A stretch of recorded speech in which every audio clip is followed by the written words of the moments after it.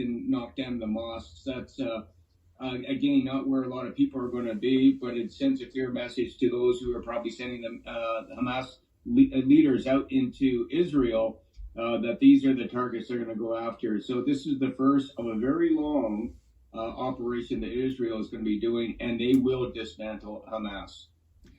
With the talking about the air bombings, will they need to go in, or do you think that it can work from the air? Can they take out the sites that they want to take out?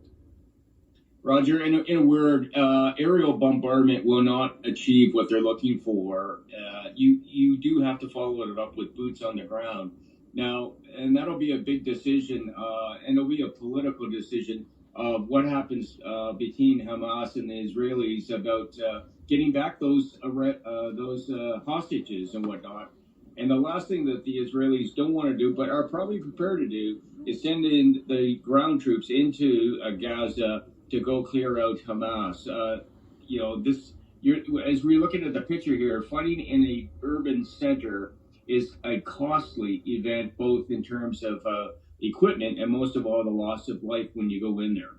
And Gaza is an extremely dense area. I believe there's about 2.5 million people there, and it's about half the size of the city of Toronto, or half the size of the Lower Mainland in BC. It's not very big, but very dense.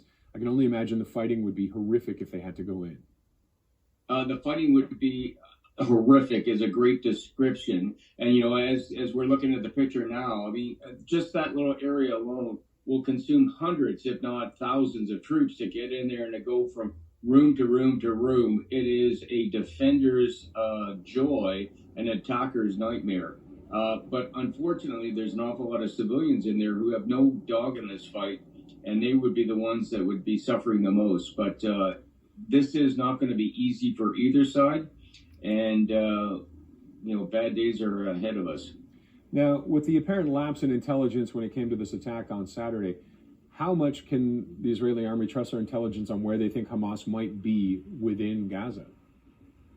Well, right now, I mean, the initial intelligence failed for whatever the reasons. We'll find out in time, but it was a failure. But now the intelligence is probably on hyperdrive, and the Israeli army now knows where Hamas is inside of Gaza.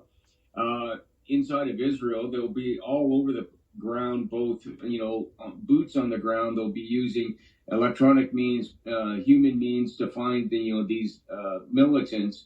So what was a failure a couple of days ago will now be turned into an advantage for the Israelis, who will be going after those who are in the country. And secondly, the sources on the command and control nodes inside of Gaza.